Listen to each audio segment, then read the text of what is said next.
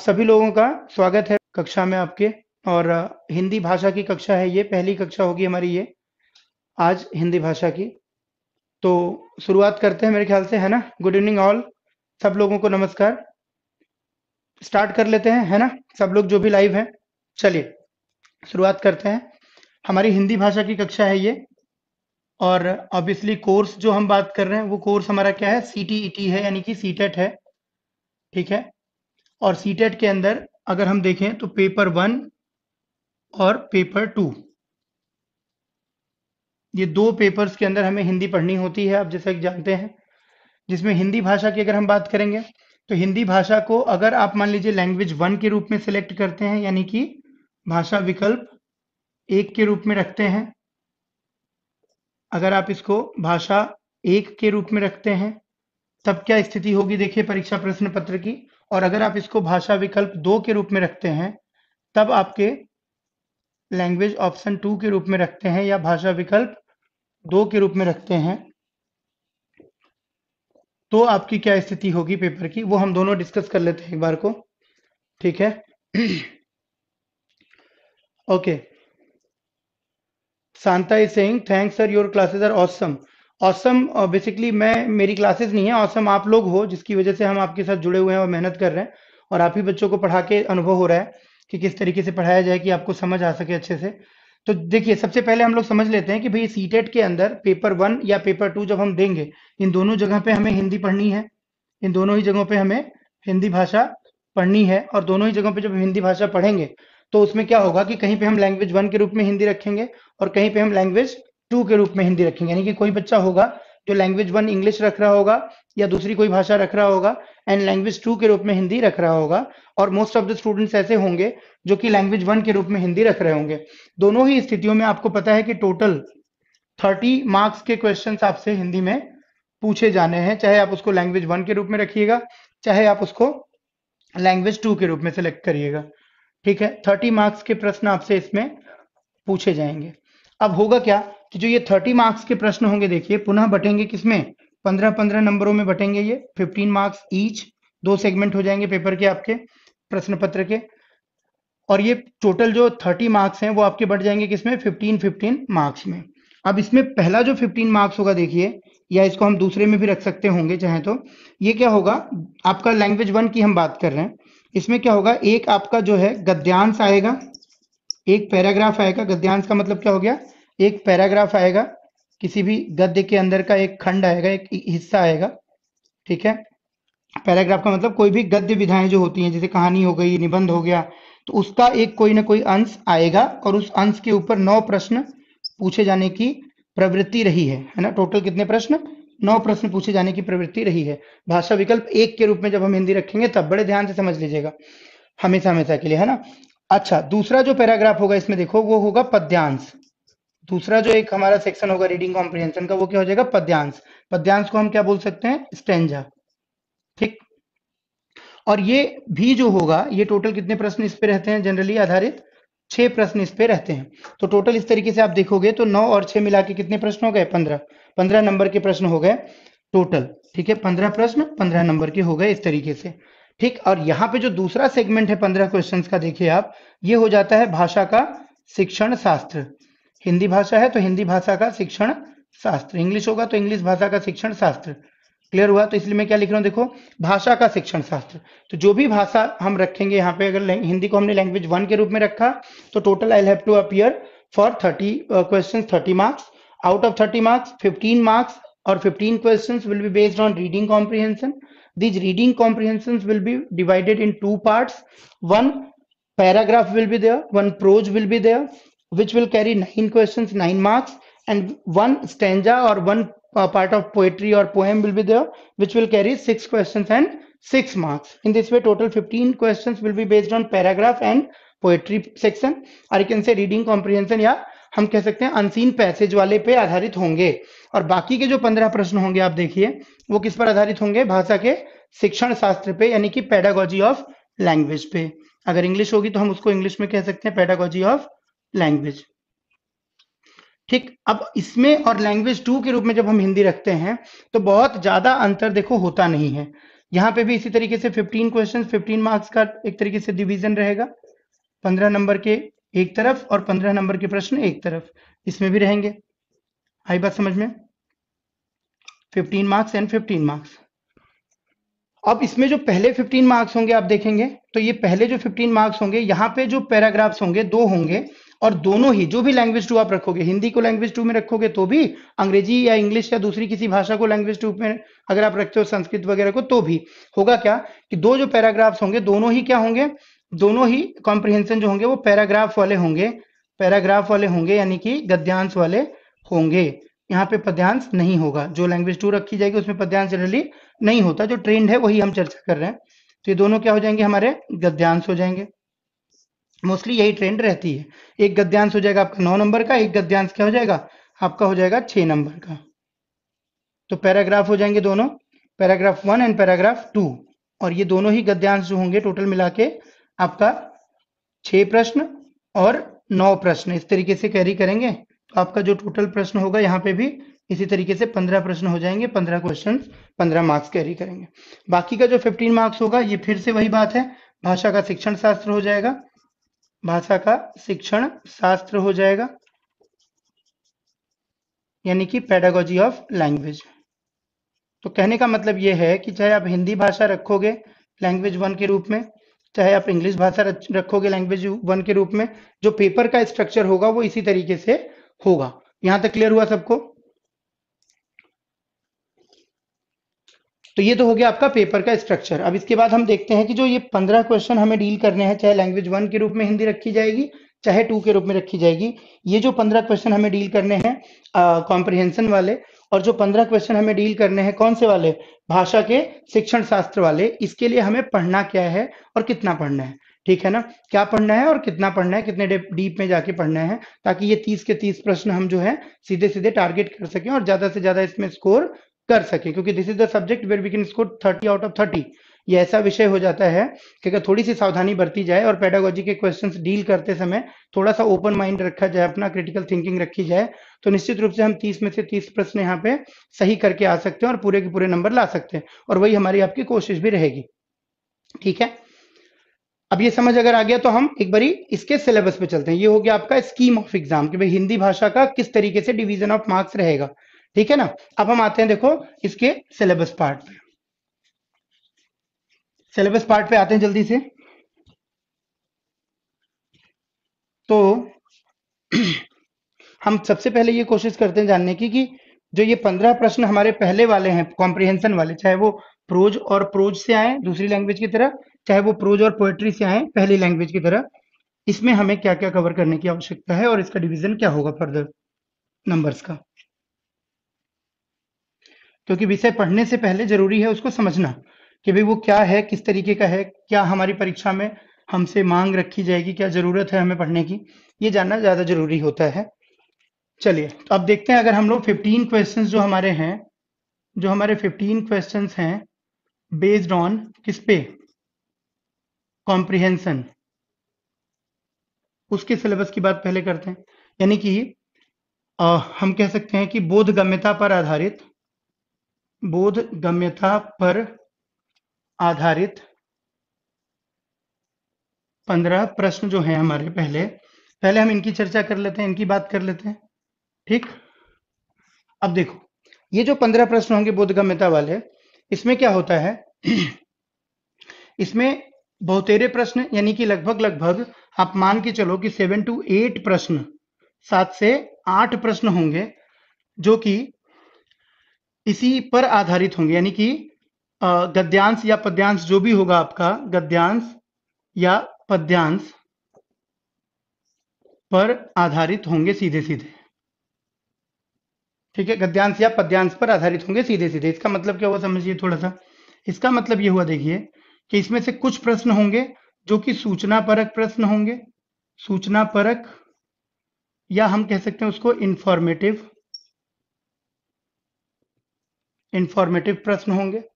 ठीक है, या इसी को आप कह सकते हो क्लोज एंडेड क्वेश्चंस होंगे, जिनके आंसर क्या होंगे, पैराग्राफ के अंदर ही दिए गए होंगे। अभी मैं उदाहरण लेके समझाऊंगा आपको तो और बढ़िया समझ आएगा। और कुछ प्रश्न ऐसे होंगे जो कि अवधारणात्मक समझ पर आधारित होंगे, अवधारणात्मक समझ, ठीक है, यानी कॉन्सेप्चुअल अंडरस्टैंडिंग या कॉन्सेप्चुअल क्लैरिटी पर आधारित होंगे, कॉन्सेप्ट क्लैरिटी पर आधारित होंगे, ठीक है। कॉन्सेप्ट की क्लैरिटी आपकी बनी या नहीं बनी, पूरे कॉम्प्रिहेंशन की, आपने उसको कॉम्प्रिहेंड किया या नहीं किया, इस पर आधारित होंगे कुछ प्रश्न। तो ये दोनों मिला के लगभग लगभग कितने प्रश्न बन जाएंगे आपके? 7 से 8 प्रश्न बन जाएंगे। इसके बाद की बात करें तो इसके बाद अगर आप देखते हो तो मान के चलो आपकी 4 से लगभग लगभग 5 प्रश्न ऐसे होंगे। कितने प्रश्न? 4 to 5, मैक्सिमम 4 to 5, 4 to 5 प्रश्न ऐसे होंगे जो कि भाषा के हम कह सकते हैं कि भाषा के शब्द भंडार पर आधारित होंगे, भाषा के शब्द भंडार पर आधारित होते हैं, ठीक है। भाषा के शब्द भंडार का मतलब देखो फिर से हम समझते हैं कि क्या।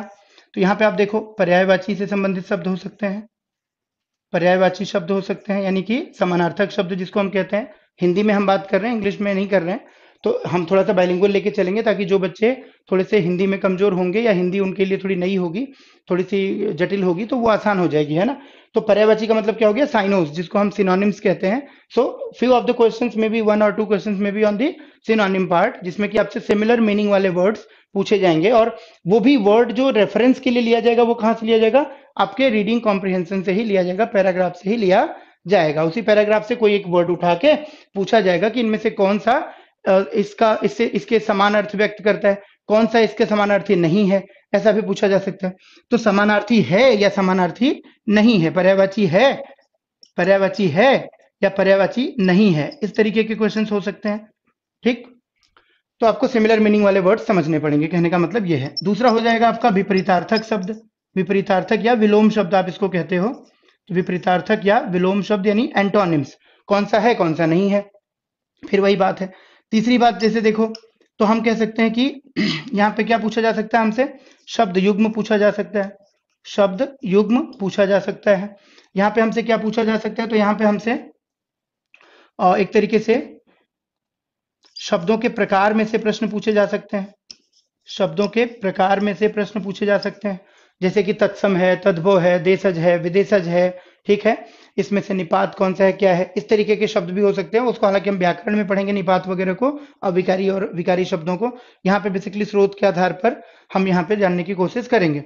इसके अलावे अगर हम देखें शब्द भंडार में तो हम क्या कह सकते हैं? मुहावरे या लोकोक्तियां हो सकती हैं, किसी मुहावरे या लोकोक्ति या कहावत का अर्थ पूछा जा सकता है, मुहावरे या लोकोक्ति का अर्थ पूछा जा सकता है जो पैराग्राफ में आई होगी। और यहाँ पे हम देखेंगे तो अनेकार्थक शब्द हो सकते हैं जो हमसे पूछे जा सकते हैं, और यहाँ पे हमसे वाक्यांशों के लिए एक शब्द भी पूछा जा सकता है, वाक्यांशों के लिए एक शब्द ये भी पूछा जा सकता है, ठीक। तो ये तो हो गया आपका 4 से 5 प्रश्नों का रिवीजन। इसके अलावे अगर हम देखें तो बच क्या गया हमारे पास? लगभग लगभग 7 4 11, तो लगभग 4 प्रश्न इधर बच गए हमारे पास। इधर से देखें तो 8 5 13, ठीक है, और 2 प्रश्न बच गए हमारे पास इधर से। तो 2 से 4 प्रश्न, यानी कि लगभग लगभग मान के चला जाए तो 2 से 4 प्रश्न हमारे जो लगभग बच गए, ये किसके बच गए हमारे? ये बच गए हमारे व्याकरण आधारित। व्याकरण से जो प्रश्न पूछे जाने की संभावना रहती है बहुत ही कम रहती है, लेकिन फिर भी पढ़ना आपको पूरा पड़ता है।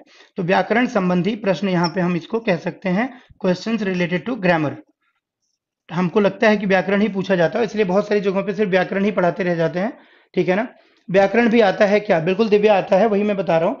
व्याकरण के प्रश्न आते हैं और व्याकरण हमें पूरा पढ़ना भी पड़ता है, लेकिन जो प्रश्नों की संख्या है व्याकरण से पूछे जाने की सीटेट की परीक्षा में खासकर से, वो कम है। यही संख्या बढ़ जाती है कब? जब हम एस्टेट का एग्जाम देते हैं, जब हम यूपी टेट का एग्जाम देते हैं, जब हम रीट का एग्जाम देंगे, यानी जब हम स्टेट टीचर एलिजिबिलिटी टेस्ट देंगे, when we will appear for the state level teacher eligibility test, the number of questions will increase from the grammatical section.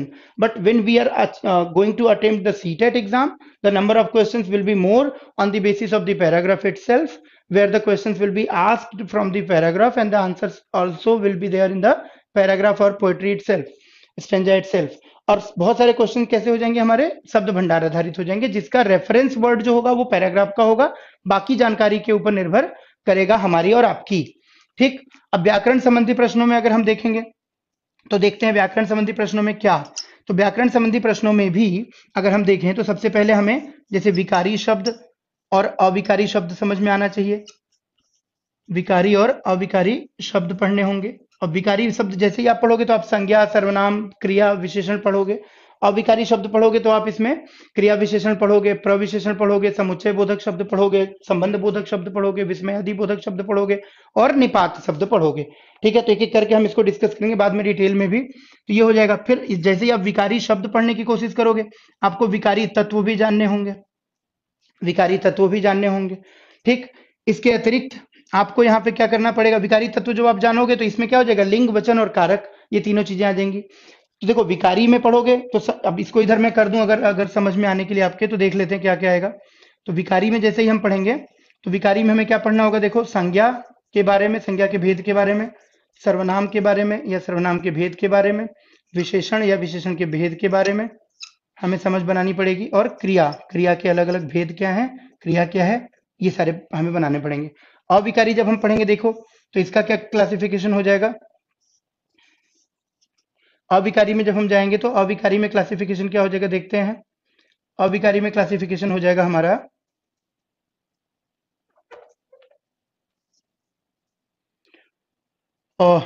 एक तरीके से क्रिया विशेषण यानी एडवर्ब जिसको आप इंग्लिश में बोलते हो, ये इसके अंदर आ जाएगा। इसके अंदर आ जाएगा समुच्चय बोधक, समुच्चय बोधक शब्द यानी कि कंजंक्शन जिसको हम कहते हैं, समुच्चय बोधक शब्द। संबंध बोधक आ जाएंगे यानी कि प्रेपोजिशन जिसको आप कहते हो इंग्लिश में। ठीक है, संबंध बोधक। निपात शब्द आ जाएंगे, इंटरजेक्शन जिसको हम कहते हैं, और एक और आ जाएगा आपका क्या, विस्मयादि बोधक शब्द, एक्सक्लेमेटरी वर्ड्स जिसको हम कहते हैं।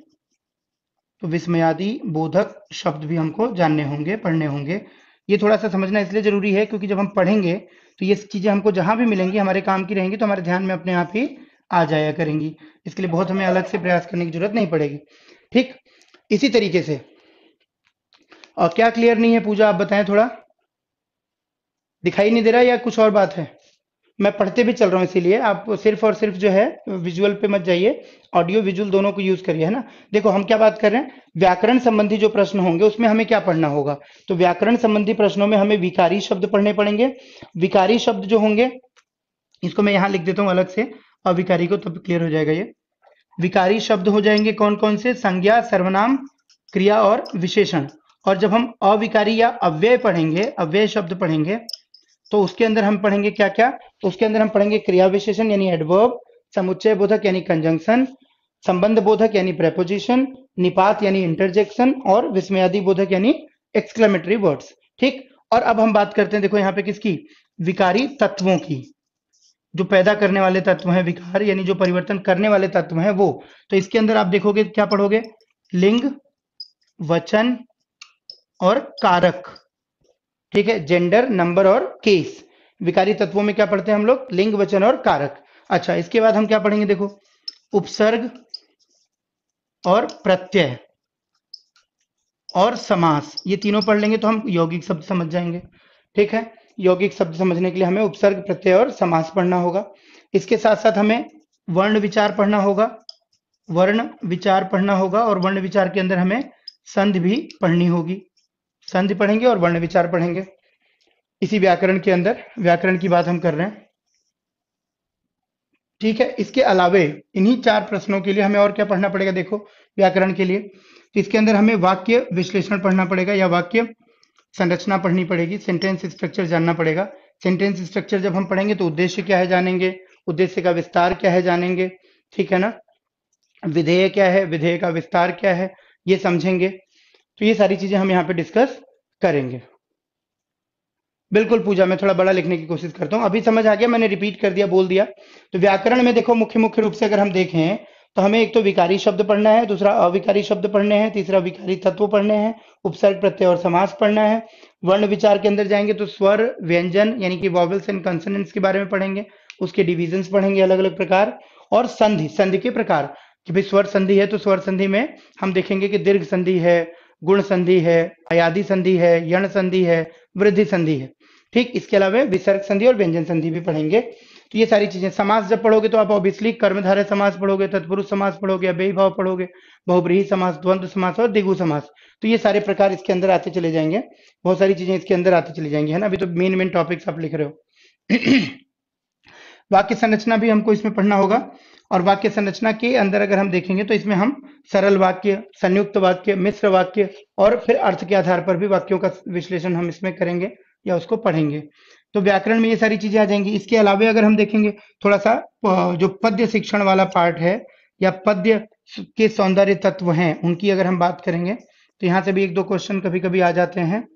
तो इसमें हमें क्या पढ़ना होगा, देखो इसके अंदर हमें पढ़ना होगा एक तो अलंकार, पोएट्री वाले सेक्शन के लिए, सेगमेंट के लिए, है ना।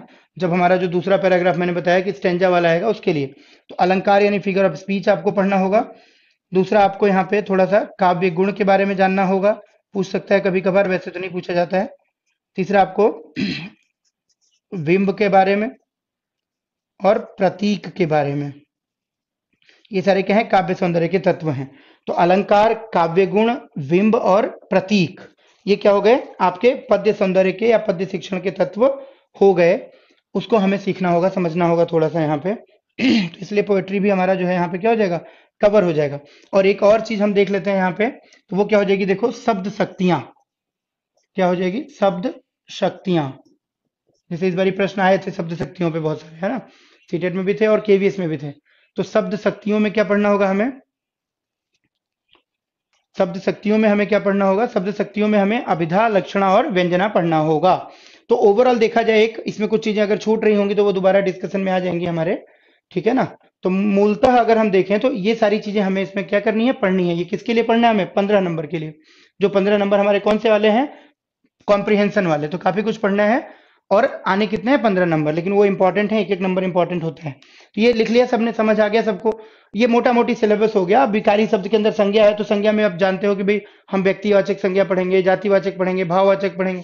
सर्वनाम में जाएंगे तो सर्वनाम में हम पुरुषवाचक सर्वनाम पढ़ेंगे, निजवाचक सर्वनाम पढ़ेंगे, ठीक है, निश्चयवाचक पढ़ेंगे, अनिश्चयवाचक पढ़ेंगे, संबंधवाचक पढ़ेंगे, प्रश्नवाचक सर्वनाम भी पढ़ेंगे। विशेषण के भी प्रकार ऐसे ही हम पढ़ेंगे, गुणवाचक विशेषण है, संख्यावाचक है, परिमाणवाचक है, ठीक है, सार्वनामिक विशेषण है। क्रिया में जाओगे आप, तो क्रिया में भी आप जो है अलग अलग तरह के इसके विभाजन है। जैसे नाम धातु क्रिया है, सकर्मक है, अकर्मक क्रिया है, द्विकर्मक क्रिया है, संयुक्त क्रिया है, पूर्वकालिक क्रिया, प्रेरणार्थक क्रिया, तमाम सारे डिविजन है ना। तो घबराना बिल्कुल नहीं है। क्रिया विशेषण में भी स्थानवाचक क्रिया विशेषण हो जाएगा, ठीक है, समयवाचक क्रिया विशेषण हो जाएगा, रीतिवाचक हो जाएगा, गुणवाचक हो जाएगा। तो अल्टीमेटली कहना यह है कि भाई बहुत सारी छोटी छोटी छोटी छोटी छोटी छोटी बातें हैं जो हमें सीखनी है, और वो हम एक एक करके क्या करेंगे, सीखेंगे, ठीक है। तो नोट कर लिया आपने, ये सबने बताया। थोड़ा आप लोग थोड़ा इंटरेक्टिव हो जाइए मेरे साथ पढ़ने का। एक आपको आदत क्या बनाना है कि हमको बातचीत के माध्यम से पढ़ना है। हमें जो है एक तरफा कम्युनिकेशन नहीं करना, हमें कम्युनिकेशन रखनी है कैसी, दो तरफा, जो कि सही मायने में कम्युनिकेशन होती है। सही मायने में कम्युनिकेशन कौन सी होती है, जिसमें कि दोनों तरफ से बातचीत हो, दोनों तरफ से भी विचारों का आदान प्रदान हो, ठीक। तो it should be interactive, it should be discussion oriented, it should not be one way communication, it should not be lecture oriented communication, है ना। it should be a kind of discourse between student and teacher। ये एक तरीके का हमारे और आपके बीच में क्या होना चाहिए, संवाद होना चाहिए, बातचीत होनी चाहिए। तो उससे हम जो सीखेंगे वो ज्यादा बेहतर और प्रभावी सीखेंगे। हो गया सबका। चलिए, तो ये आपका एक तरीके से क्या हो गया, हमने व्याकरण के अंदर जो चीजें आनी है वो, और जो पैराग्राफ में आना है ये। अब इसका तरीका क्या करने का, एक तो व्याकरण हमें पढ़ना पड़ेगा, ठीक, शब्द भंडार पे आपको काम करना पड़ेगा लगातार, थोड़ा थोड़ा थोड़ा थोड़ा हम क्या करते जाएंगे, रिवीजन करते जाएंगे, सीट्स के माध्यम से, कुछ डिस्कशन के माध्यम से। तो हमारा ये तैयार होता जाएगा। ये कोई एक दिन या 2 दिन या 4 क्लास का विषय नहीं है। शब्द भंडार जो है वो किसका विषय है, वो लगातार अभ्यास का विषय माना जाता है, वो कोई 1-2 क्लास का विषय नहीं माना जाता। ये ध्यान रखना है आपको, पहली बात। तो इसमें हमें क्या करना होगा, लगातार कुछ ना कुछ प्रैक्टिस या कुछ ना कुछ रिवीजन, कुछ ना कुछ हमें एक तरीके से गो थ्रू होना पड़ेगा कंटेंट से। तो कई बार देखने के बाद वो कंटेंट हमारे दिमाग में बैठते जाएगा, उसकी वर्तनी वगैरह सब। इसमें एक और चीज हम देख सकते हैं, देखो वर्तनी शुद्धता, वर्तनी शुद्धता पे भी प्रश्न आते हैं, स्पेलिंग एक्यूरेसी पे, है ना। कोई शब्द लिख के पूछा जाएगा कि कौन सा सही है कौन सा गलत। जैसे इस बारी उज्जवल के बारे में केवीएस में पूछ दिया गया था, है ना, इस तरीके से लिखा हुआ था, यही करेक्ट ऑप्शन था। तो ऐसे करके दवाइयां पूछा हुआ था जैसे केवीएस में, तो दवाइयां बहुत सारे बच्चों ने गलती की, ठीक है, होना क्या चाहिए था ये वाला, और कईयों ने क्या लिख दिया, बड़ी ई की मात्रा। तो इस तरीके की गलतियां, क्योंकि वैसे ही लिखा हुआ दिखता है हमें तो वैसे ही लिख देते हैं। तो थोड़ा सा शुद्ध भाषा का प्रयोग कैसे करना है, वर्तनी की शुद्धता भी हमसे पूछी जा सकती है, ठीक है। तो ये भी हम एक ऐड कर सकते हैं टॉपिक अपना व्याकरण वाले में। बाकी वाक्य शुद्धता तो हम वाक्य संरचना में पढ़ ही लेंगे, है ना। बिल्कुल, दोबारा तिबारा जितनी मर्जी बार आप सपना देख सकते हो, अल्टीमेट ऑब्जेक्टिव क्या है आपका, सीखना। तो आपका ये वीडियो जो रहेगा वो अवेलेबल रहेंगे सारे, और आप उसको दोबारा भी देख सकते हैं। बिल्कुल। अब इसको मैं मिटा देता हूँ और एक बारी थोड़ा सा डिस्कस हम कर लेते हैं पेडागोजी वाले टॉपिक्स, कि भाई पेडागोजी में क्या क्या पढ़ना है, देखते हैं एक बारी को, है ना। और उसके बाद हम अपना टॉपिक स्टार्ट करते हैं आज का। तो उससे क्या होगी, एक तो विषय से हमारी पहचान हो जाएगी अच्छे से, और पहचान हो जाने के बाद हम जब पढ़ेंगे तो हमारे लिए चीजें जो होंगी वो अबूझ नहीं रहेंगी। हमारे लिए जो सब्जेक्ट्स होंगे, जो कंटेंट्स होंगे, जो टॉपिक्स होंगे, they will not be unfamiliar, they will be very much familiar. And familiar topics को पढ़ना क्या होता है, ईजी होता है, समझना क्या होता है, आसान होता है। तो अब आप नेक्स्ट हेडिंग एक लिख लो कि भाई 15 क्वेश्चंस जो हमारे पेडागोजी वाले आएंगे हिंदी भाषा में, उनके बारे में थोड़ी सी चर्चा जरूरी, उनके अंदर हमें क्या पढ़ना है। ठीक, तो 15 questions based on pedagogy of language, यानी कि शिक्षण शास्त्र पर आधारित प्रश्न। शिक्षण शास्त्र पर आधारित प्रश्न, इसके लिए हमें क्या समझना है देख लेते हैं जल्दी से। ठीक है, तो इसमें बेसिकली देखो, इसमें अगर हम बात करें, फिर इसी तरीके से बात कर लेते हैं। एक तो सबसे पहले हमें यही जानना होगा कि भाषा है क्या। ठीक है ना, भाषा का अर्थ, सबसे पहले हमको क्या समझना होगा, भाषा का अर्थ क्या है। और अर्थ के साथ साथ हमें इसका क्या समझना होगा, अनुप्रयोग, एप्लीकेशंस क्या है लैंग्वेज की। जब एप्लीकेशंस पढ़ेंगे तो हम पढ़ेंगे कि भाई language is medium of communication. जब हम एप्लीकेशन पढ़ेंगे तो हम क्या पढ़ेंगे, हम पढ़ेंगे कि language is basically medium of education. ठीक है, language is medium of exchange of ideas. तो ये क्या है, संचार का साधन है, यह शिक्षा का साधन है, शिक्षा का माध्यम है। ये सारी बातें अनुप्रयोग में आएंगी, उससे निकल के बहुत सारे प्रश्न बनेंगे। इसके अलावा हम क्या पढ़ेंगे, देखो, कौशलों का समूह के रूप में, या हम ऐसे इसको अलग से लिखते हैं टॉपिक को, ये बड़ा टॉपिक होता है। तो अर्थ हो गया, अनुप्रयोग हो गया, है ना, और भाषा के रूप क्या है, मौखिक और लिखित रूप है। तो वो सारी चीजें हम वहां पे पढ़ेंगे।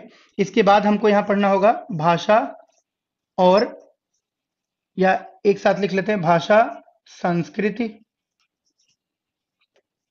साहित्य तथा इनके संबंध। ठीक है, भाषा, संस्कृति, साहित्य तथा इनके संबंध। तीसरी बात जो हम इसमें देखो करने वाले हैं वो क्या हो जाएगी, वो हो जाएगी आपकी भाषा अधिगम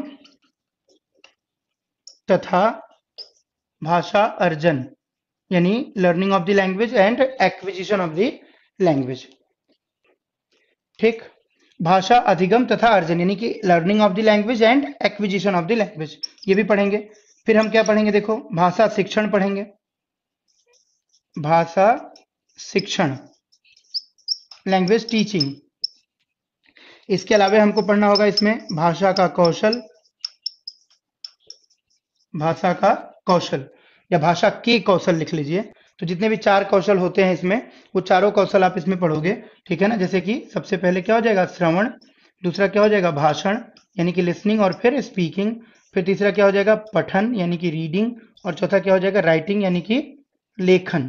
तो इस तरीके से चारों कौशल के बारे में आप यहाँ पे पढ़ोगे, भाषा के कौशल। इसके बाद अगर हम देखेंगे तो इसमें हम लोग पाठ्य पुस्तक के बारे में पढ़ेंगे, पाठ्य पुस्तक, भाषा की पाठ्य पुस्तक तथा तथा तथा सहायक सामग्री, टीचिंग एड्स, पाठ्य पुस्तक तथा सहायक सामग्री, या ओवरऑल अगर हम इसको एक साथ लेना चाहें बड़े में तो हम क्या बोल सकते हैं, टीएलएम, यानी टीचिंग लर्निंग मटेरियल। लैंग्वेज को पढ़ाने के लिए टीचिंग लर्निंग मटेरियल या रिसोर्सेज क्या होते हैं वो। तो इसमें पाठ्य पुस्तक भी आ जाएगा, इसमें सप्लीमेंट्री जो रीडिंग की बुक्स आती हैं, जो अनुपूरक पाठ्य पुस्तकें आती हैं, जैसे कहानियों की किताबें आती हैं, तमाम सारी चीजें आती हैं, वो इसमें आ जाएगा। ठीक है, तो कहानियों और जो सहायक सामग्री है उसकी बात भी आ जाएगी इसके अंदर। इसमें जो भाषा की प्रयोगशाला है, लेबोरेटरी ऑफ लैंग्वेज है, उसकी भी बात आ जाएगी। इसके अंदर जो एक तरीके से प्रिंट समृद्ध वातावरण है, जिसपे इस बार सीटेट में प्रश्न पूछा गया था, ठीक है ना, कि बच्चों में भाषा का विकास करने के लिए प्राथमिक कक्षा में क्या जरूरी है, तो आंसर क्या था, प्रिंट समृद्ध वातावरण। तो प्रिंट समृद्ध वातावरण मतलब पुस्तकालय, पुस्तकालय भी होना चाहिए जहां पे ज्यादा से ज्यादा पुस्तकें हों। कक्षा जो हो वो कैसी हो, कक्षा में विजुअलाइजेशन पे ज्यादा फोकस होना चाहिए, ठीक है, तो उसके अंदर जब हम बात करेंगे टीएलएम एंड रिसोर्सेज पे, teaching learning material and resources, यानी कि शिक्षण अधिगम सामग्री तथा संसाधन, तो उसमें पाठ्य पुस्तक भी आएगी, उसमें अनुपूरक पुस्तकें या सप्लीमेंट्री बुक्स भी आ जाएंगी, उसके अंदर टीचिंग एड्स भी आ जाएंगे, ऑडियो विजुअल और ऑडियो विजुअल दोनों। ठीक, और उसके साथ साथ इसके अंदर आपकी जो स्कूल एनवायरनमेंट के बाहर की चीजें हैं, जैसे मीडिया है, समाचार पत्र हैं, पत्रिकाएं हैं, विज्ञापन हैं, होर्डिंग्स हैं, साइन बोर्ड्स हैं, लाइब्रेरी है, ठीक है, कम्युनिटी है, एक तरीके से जो हम सोसाइटी के अंदर सीख रहे हैं, वो सब चीजें कहीं ना कहीं इंक्लूड हो जाएंगी, उस पर भी चर्चा हो जाएगी, कम्युनिटी एंड क्लब्स वगैरह सब, है ना। इसके अलावा और क्या देखते हैं, तो इसके अलावा अगर हम जाएंगे तो भाषा शिक्षण की विधियां, भाषा शिक्षण की विधियां क्या है भाई, ये भी हमको जानना होगा। भाषा शिक्षण की विधियों के बारे में प्रश्न रहते हैं कि डायरेक्ट मेथड या प्रत्यक्ष विधि क्या है, इनडायरेक्ट या अप्रत्यक्ष विधि क्या है, बाइलिंगुअल मेथड क्या है, द्विभाषिक विधि क्या है, अनुवाद विधि क्या है, या ट्रांसलेशन मेथड क्या है।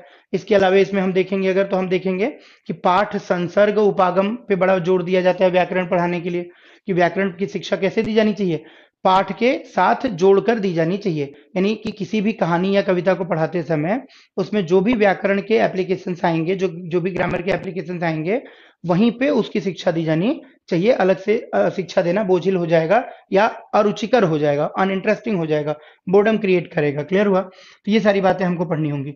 इसके अतिरिक्त हम देखेंगे भाषा शिक्षण की विधियों के अतिरिक्त भाषा शिक्षण के सूत्र।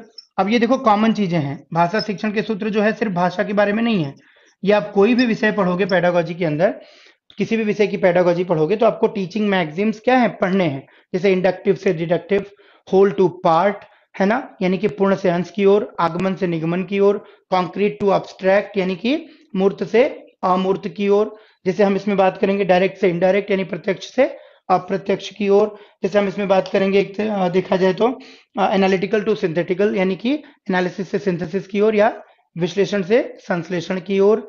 ठीक, तो तमाम सारे जो टीचिंग मैगजीम्स हैं स्पेसिफिक टू जनरल, यानी कि विशिष्ट उदाहरण से जनरल नियमों की तरफ बढ़ना, सामान्य नियमों की तरफ बढ़ना, जैसे कि सिंपल टू कॉम्प्लेक्स यानी कि सामान्य से जटिल की ओर, ज्ञात से अज्ञात यानी नोन टू अननोन। तो ये सब चीजें क्या है कॉमन है, सिर्फ भाषा के बारे में नहीं, हर जगह आती हैं, बट भाषा में भी आती हैं तो वहां भी पढ़ना पड़ेगा।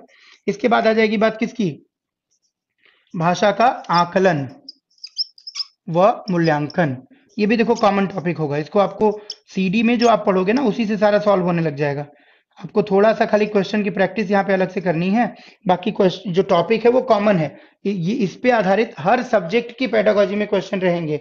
ठीक है ना, असेसमेंट एंड इवेल्युएशन पे इसमें हमको जब पढ़ना होगा तो हम पढ़ेंगे कि भाई रचनात्मक मूल्यांकन या आकलन क्या होता है, ठीक है, यानी फॉर्मेटिव असेसमेंट क्या है, योगात्मक आकलन क्या है यानी कि समेटिव असेसमेंट क्या है, फॉर्मेटिव जब डिस्कस करोगे तो सीसीई क्या है यानी कि कॉन्टिन्यूअस एंड कॉम्प्रिहेंसिव इवेल्युएशन क्या है, सतत और व्यापक मूल्यांकन क्या होता है। इसके अलावा आप पढ़ोगे पोर्टफोलियो इवेल्युएशन क्या है, यानी कि पोर्टफोलियो आधारित मूल्यांकन क्या कहलाता है। इसमें आप नॉर्म रेफरेंस इवेल्युएशन और क्राइटेरियन रेफरेंस इवेल्युएशन की बात करोगे। इसमें जब हम बात करेंगे तो हम बात करेंगे किसकी, असेसमेंट फॉर लर्निंग की, असेसमेंट ऑफ लर्निंग की, असेसमेंट इन लर्निंग की, असेसमेंट विद लर्निंग की। तो छोटे छोटे छोटे छोटे बहुत बहुत सारे कॉन्सेप्ट, रिमेडियल टीचिंग की बात करेंगे, इसमें डायग्नोस्टिक टीचिंग की बात करेंगे, इसमें अचीवमेंट टेस्ट की बात करेंगे, टेस्ट एंड एग्जाम्स की बात करेंगे, टेस्ट या एग्जाम की क्या क्या फीचर्स होनी चाहिए, वैलिडिटी, रिलायबिलिटी, कॉम्प्रिहेंसिवनेस, उसके अलावा ऑब्जेक्टिविटी, ये सब बातें हम यहाँ पे करेंगे। स्टैंडर्डाइजेशन, स्टैंडर्डाइज टेस्ट क्या होता है, नॉन स्टैंडर्डाइज टेस्ट क्या होता है, समेटिव एग्जाम्स क्या होते हैं, ये सब चर्चा यहाँ पे हमको क्या करनी है, इसको यहाँ पे करना है। और ये देखो क्या है, ये कॉमन है, ऐसा नहीं कि ये सिर्फ भाषा में पूछा जाता है, ये हर जगह पूछा जाता है। इसके अलावा देखो बहुभाषिकता तथा समावेशी शिक्षा से संबंधित प्रश्न। अब देखो ये भी क्या है, बहुभाषिकता चलो भाषा से संबंधित हो गया, लेकिन जो समावेशी शिक्षा है, इंक्लूसिव एजुकेशन है, ये क्या है, ये क्या सिर्फ भाषा में पूछा जाता है या सब विषयों की पेडागोजी में, इस बात का हमें ध्यान रखना होगा। बताएं आप लोग, जो इंक्लूसिव एजुकेशन का टॉपिक है, is it going to be asked only in language pedagogy और it will be asked in overall curriculum, overall syllabus. चाहे आप सीडी पढ़ रहे हो, चाहे गणित पढ़ रहे हो, चाहे विज्ञान पढ़ रहे हो, चाहे सामाजिक अध्ययन की पेडागोजी पढ़ रहे हो, चाहे अंग्रेजी की पेडागोजी पढ़ें, क्या आपसे समावेशी शिक्षा के बारे में प्रश्न पूछा जाएगा या नहीं पूछा जाएगा? अगर आप लोग पेपर दे रहे होंगे या पेपर देखा होगा तो आपको इस बात का बिल्कुल आकलन होगा। बताएं आप।